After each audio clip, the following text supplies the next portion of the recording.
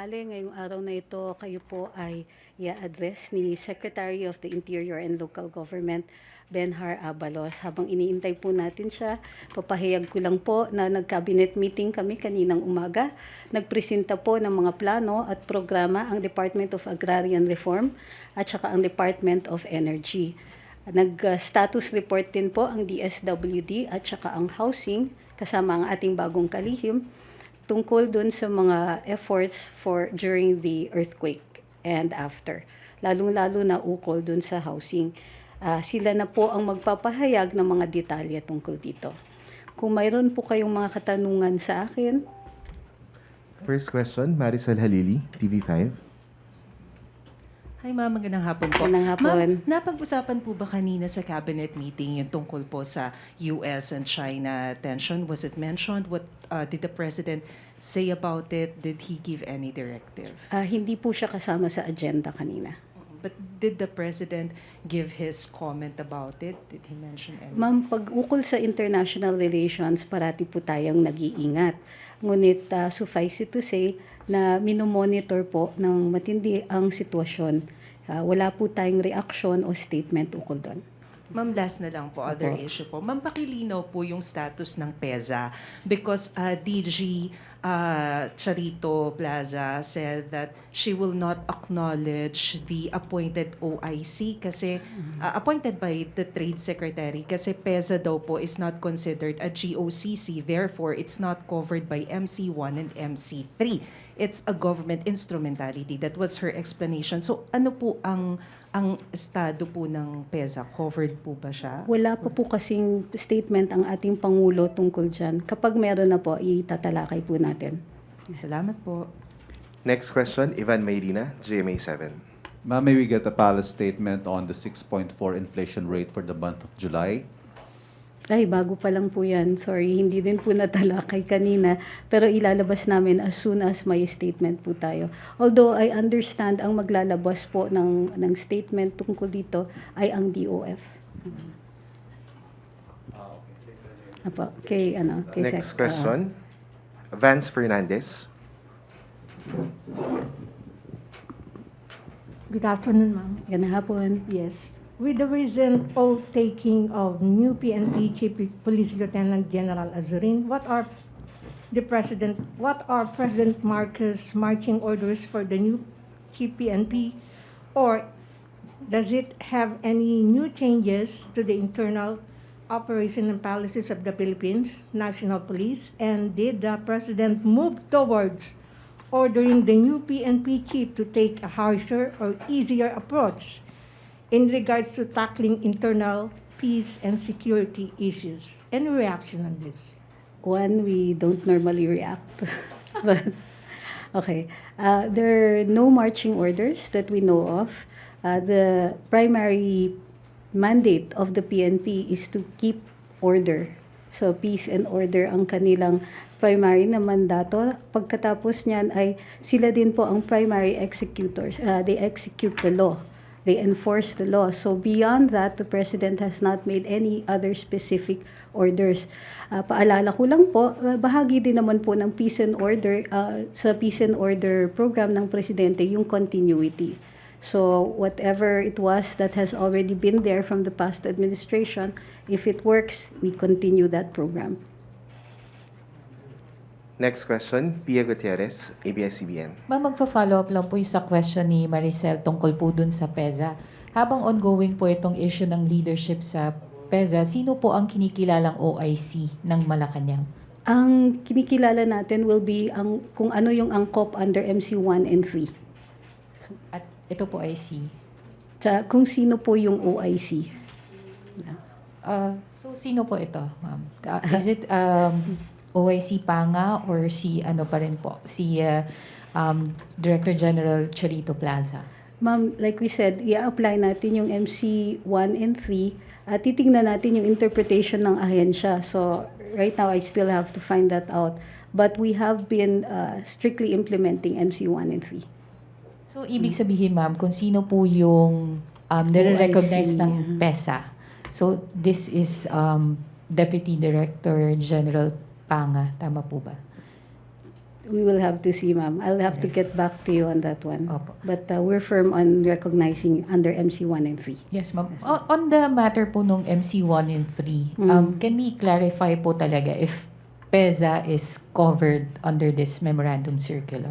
Tulad ng sinabi ko, bago po kasi itong development na ito, bigay ko yung impormasyon as soon as I get it. Pero what is Malacanang doing po to clarify the matter? Ma'am, since bago nga po yung development, most likely, once it has reached the office of the President or the Executive Secretary, it will be submitted with the studies and recommendations. Kasi I understand si Ms. Plaza has asked ES to clarify the matter. When do we expect po a clarification coming from Malacanang? It will be subject to the usual procedures. Once received, the Office of the Executive Secretary will immediately act on it, either by studying the matter and referring it to Deputy Legal, or if the answer is clear already, then they will simply make the recommendations right away. Salamat po. Vince Lopez, Manila Standard.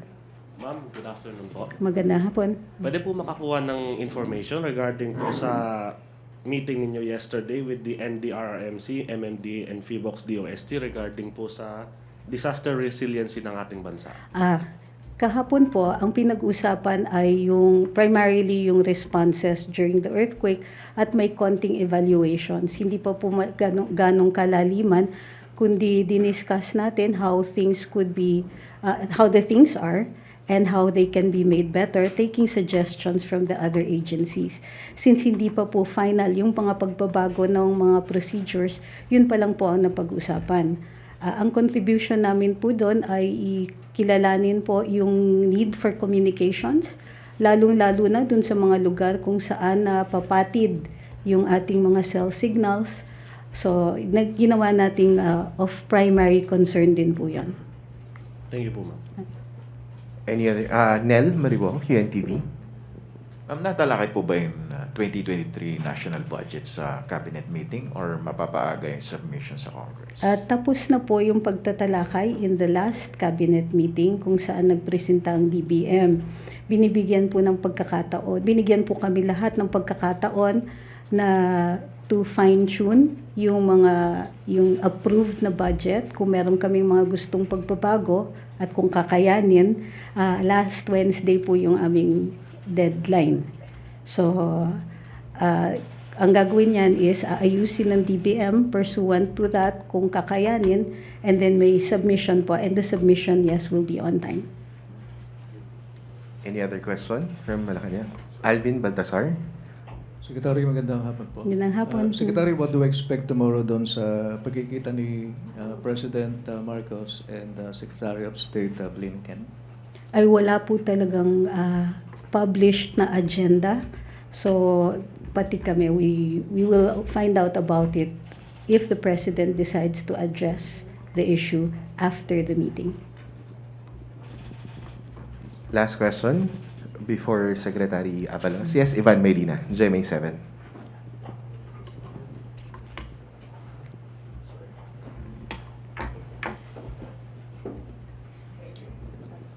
Ma'am, on the Taiwan situation, ano ho ang utos ng Pangulo patungkol sa sitwasyon ng Filipino community doon should the tension escalate into actual violent conflict? Sa ngayon po, minomonitor natin ang sitwasyon. So, magre-react na lang po tayo matapos ang masusing pag-aaral at saka subject to the information that we get from that monitoring. Before that, the President will not yet issue a statement. Tignan po natin kung ano yung mga pangyayari. Nag-iingat po tayo dito sa mga ganitong klaseng sitwasyon. Thank you. I think we can still accommodate one more question. One more. Any other question from Malacanang Press Corps? Maricel Halili, TV5. Ma'am, sorry, follow up ko lang po yun sa inflation kanina. I understand that you will still have to prepare a statement about that. But is this something that you have already expected, yung 6.4 na inflation? Nag-increase pa rin po siya despite the fact na nagkaroon ng rollback sa prices ng petroleum in the past few weeks. So, is this something that you have already expected?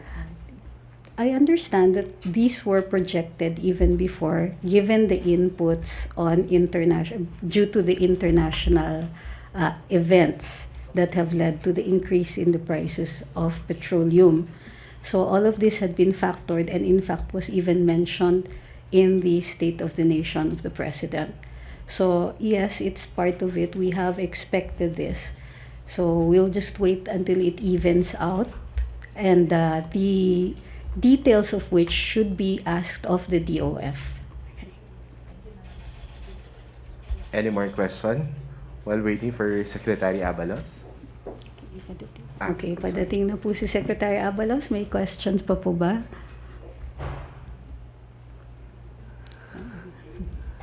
Naubos natin yung tanong ninyo. Showbiz. Naku, mahina kasi ako sa showbiz eh. We have Tuesday New from DZBB. Ma'am. As in, super hina talaga. Oh, yeah.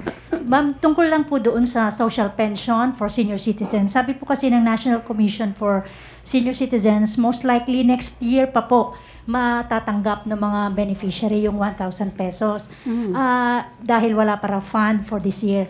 But can the government parang in a form of ayuda para sa taong ito, mabigyan din yung senior citizens para lang mapunuan yung dapat na pondo nilang matatanggap ngayong taon? Ma'am, theoretical po kasi yung tanong ninyo eh. Kaya ba kung ano? So, titignan po natin. But it was not intended to be executed this year kasi tapos na nga po yung budget. In fact, tapos na yung budget for 2023. So, titignan po natin kung paano maipagkakasya. Yung, ano. But we have, since it's a law, it will be executed. Thank you. Secretary Abalos. Okay. Pinakikilala po natin yung ating napakasipag na kalihim ng Department of the Interior and Local Governments, Benhar Abalos. Magandang hapon. Hello.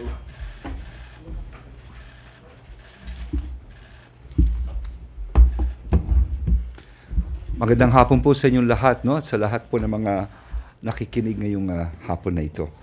I just want to Marge, can I get the slides, please?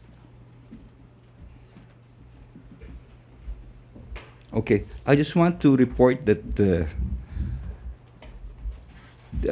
last week, about 7 days ago, there were about 100 Apusayaf who surrendered in Holo, Sulu.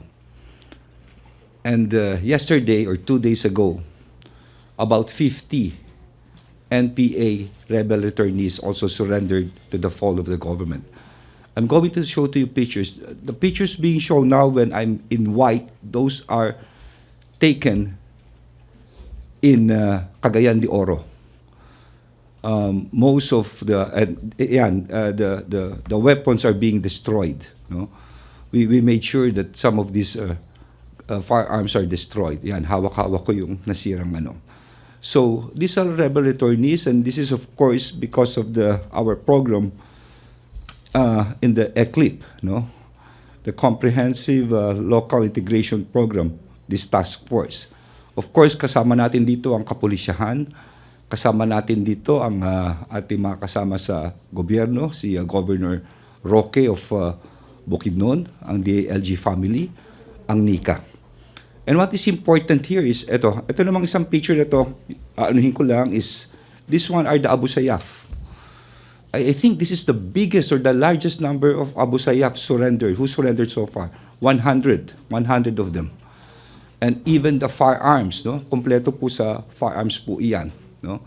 Talagang diyan natin makikita ang talagang samahan ng government, si Sakurtan, si Governor Sakurtan po ang nakasama natin diyan. Ayan, siya ay naka-asul. Of course, last week kaya kasama ko po si General Vic Danao of the PNP. And not only that, kasama rin natin ang iba't ibang ahensya ng government. No? What is important in this program is surrendering is just one day. What is important is after surrendering. And that is what, sabi ko nga, wars are just not won by guns. It is won by heart. Especially now that we have a very caring government under the Ferdinand Marcos administration. And we will make sure of that. After this, basic things will be provided. And what is important, of course, is our economy. Para naman maramdaman ito ng ating mga kababayan. So, I just want to report, after this, I've gone to the province of Lamitan. This was last week. This is because of the Yumol case that happened there. I just want to make sure that I had a meeting with the different agencies of government, with the police, and with the members of the city, mga empleyado ng City Hall at mga tao roon, to make sure that it will be very peaceful in Lamitan, in Basilan. Okay?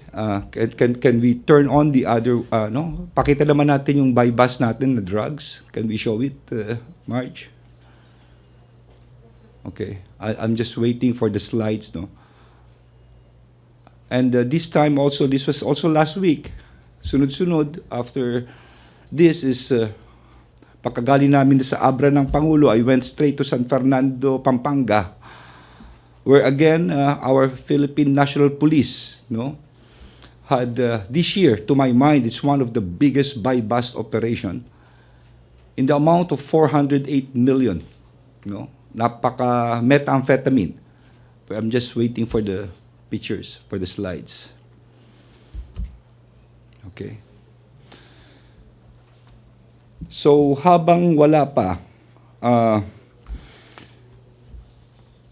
itong Enhanced Comprehensive Integration Program of the Government, which is ECLIP, this is particularly for the rebel returnees. No? In this case, yung nakita nyo kanina, andyan na yung mga kasamahan natin dito sa NPA, and of course, ating mga kapatid na mga sa Abu Sayyaf. No?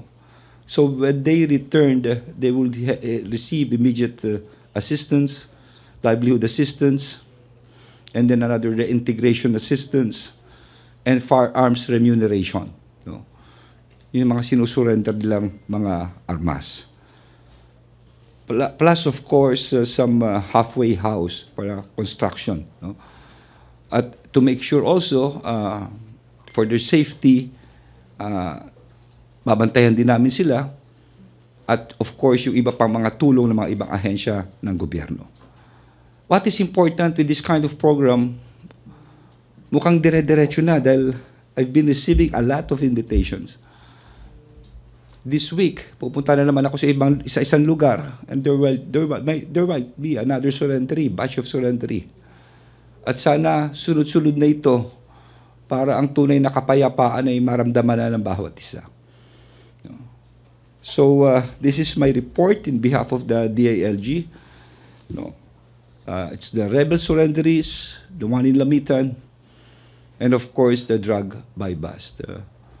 March, do we have the slides for the buy-bust? Having a bit of technical difficulty. May technical difficulty. Mamaya ako nila ipapakita. Okay? Sige, thank you.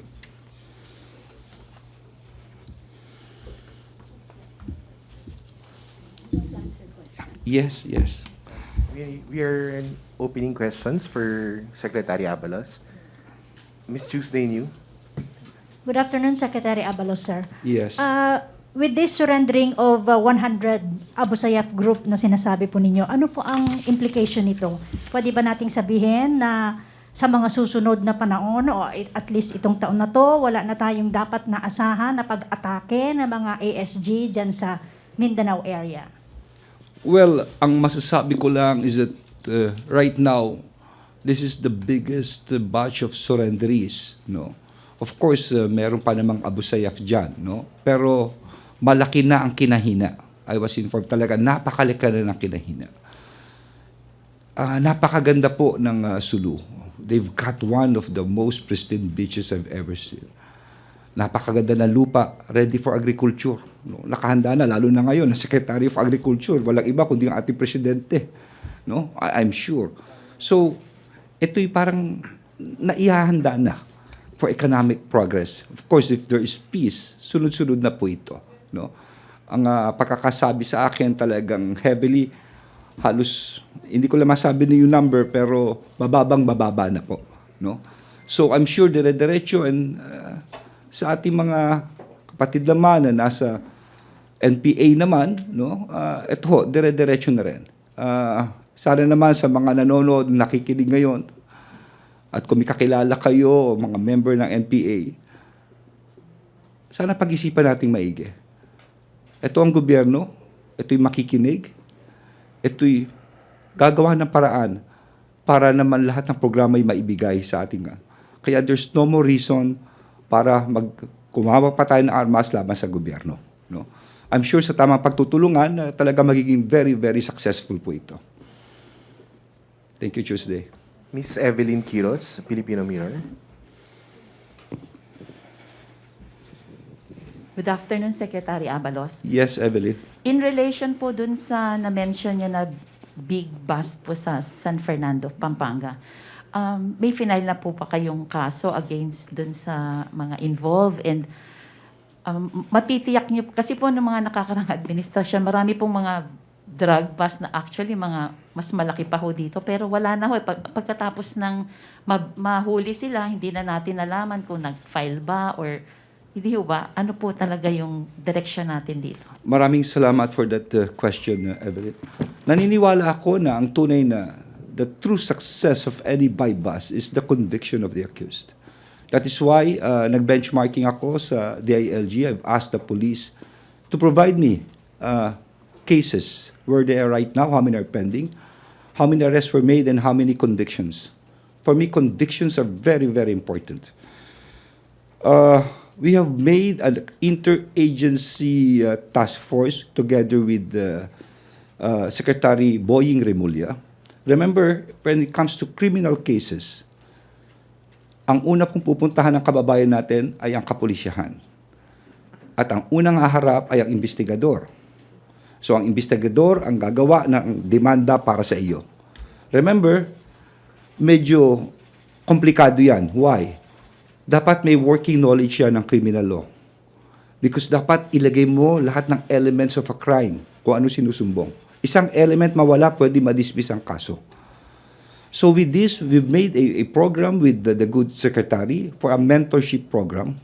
We will try to assess the capacity of our investigators, try to help them, give incentives.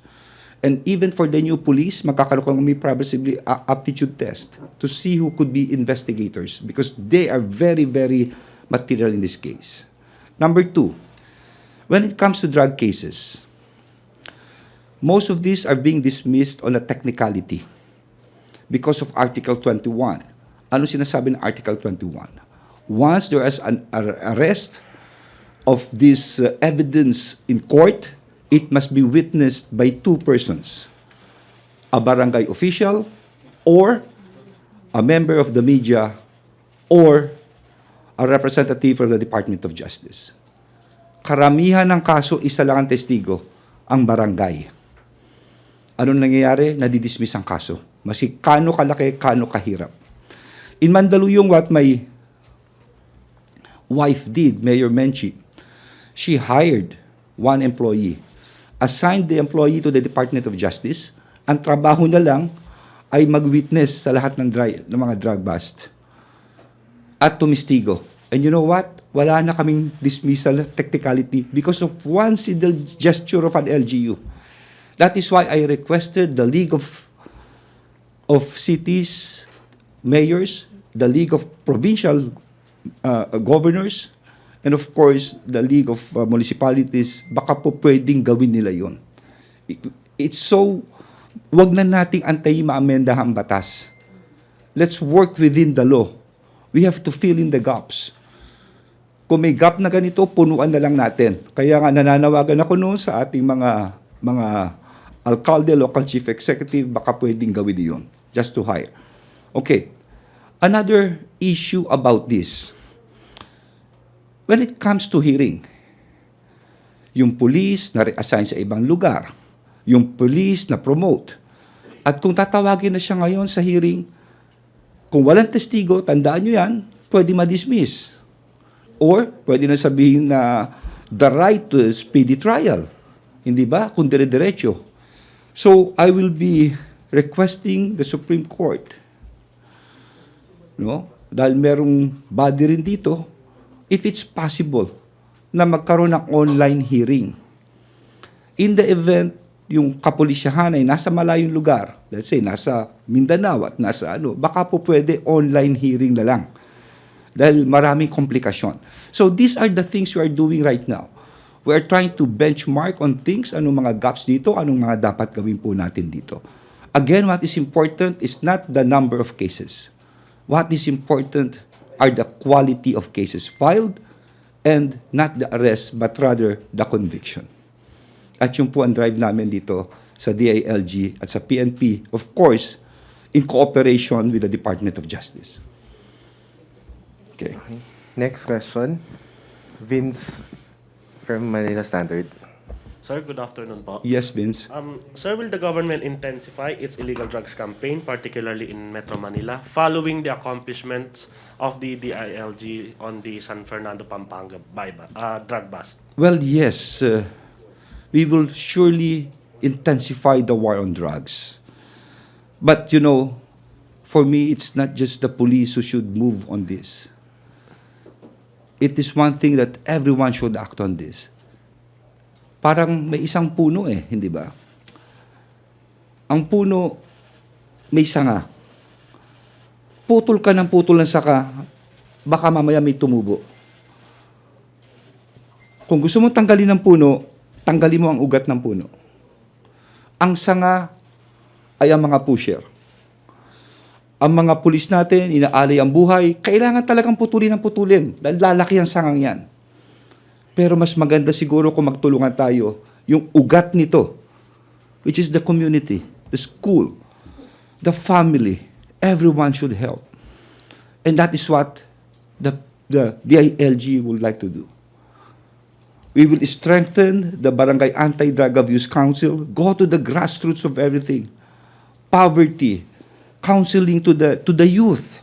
No? We could do a lot of activities together, Luzon, Visayas, Mindanao, mga kabataan. And who could better counsel a child, a kid?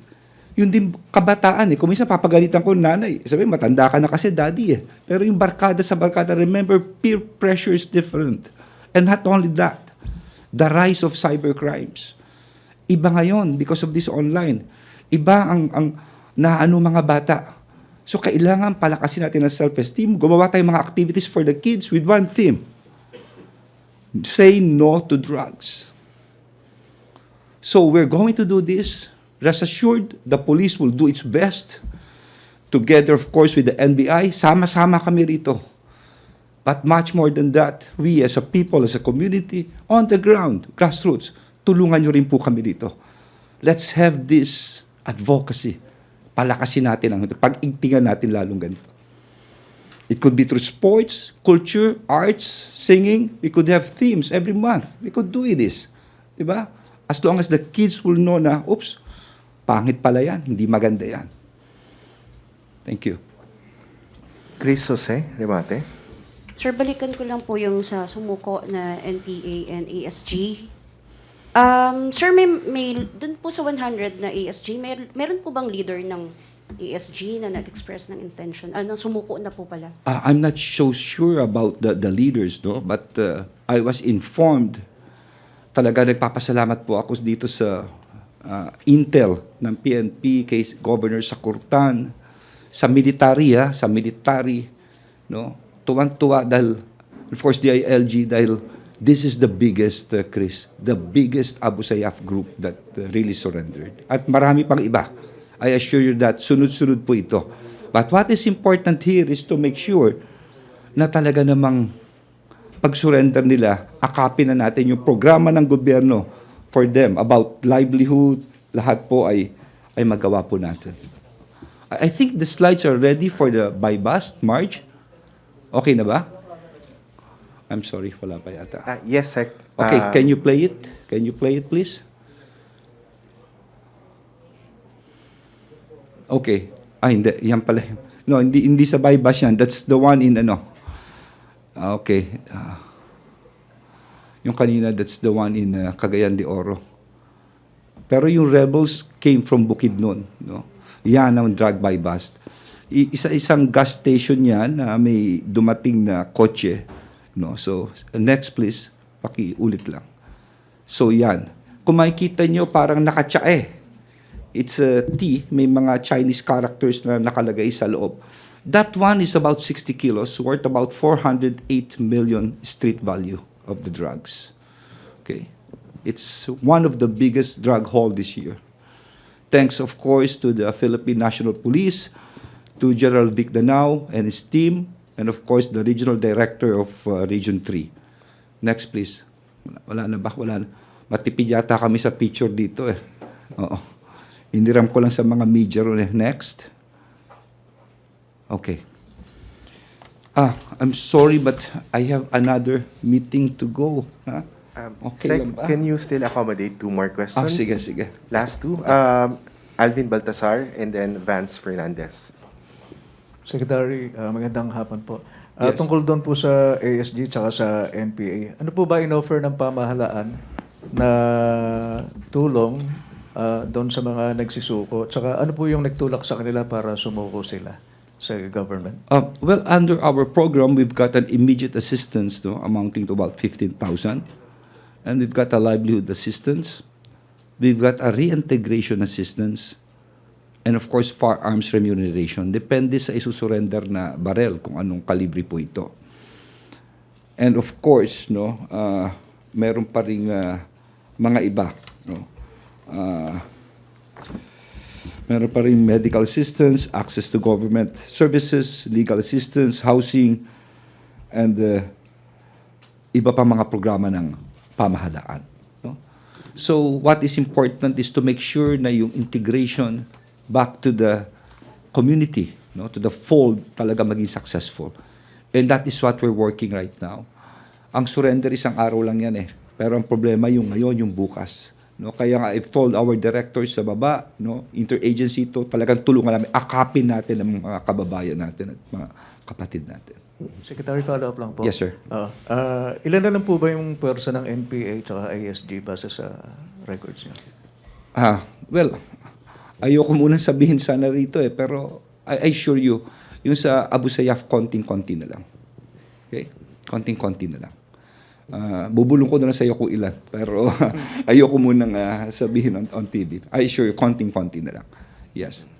Secretary, last question from Vance Fernandez. Yes, good afternoon, sir. Yes, Vance. The DILG on Thursday highlighting the success of the whole of the government approach in dealing with armed communist conflicts, and touting towards continuing the highly successful policy. Does the DILG and the Marcos administration as a whole have any set expectation of the potential further success of the policy? Is the Philippines on the track to potentially or nullify the armed communist threat within the Marcos administration from this successful policy? Well, actually, ang ating Pangulo ay talagang on hand po rito. Ang talagang puso niya, makikita naman, kampanya pa lang eh. Ano sinasabi niya? Sama-sama tayong babangon muli. It is from this theme na kaya kami gumagalaw. Sa totoo lang ako, hindi na yata ako nakaka-uwi ng bahay ko eh. Dire-diretso eh. Dire-diretso talaga ito. Kasi ganun kasipag si Presidente. Hindi natutulog nga. Akala ko nung eleksyon tapos na eh. Yung pala, mas matindi pala nung naging Presidente. Talagang dire-diretso po kami rito. Well, yung kanyang theme going back na sinasabi niyang sama-sama tayong babangon muli. He really takes it to his heart. Walang maiiwan po dito. That is why this kind of program, itong LCAC, itong ECLIP, talaga itutuloy namin because what is important here is that it's not the act or gesture of surrendering. What is important is the integration. That they will really feel that government is there for them. As it is for everyone. That is important. With this, I would like to thank the media. Maraming salamat po. And of course, Trixie. Thank you so much. Magandang hapon po sa inyo. Thank you. Maraming salamat, Interior and Local Government Secretary Belher Abalos. and Press Secretary Trixie Cruz. Maraming salamat po.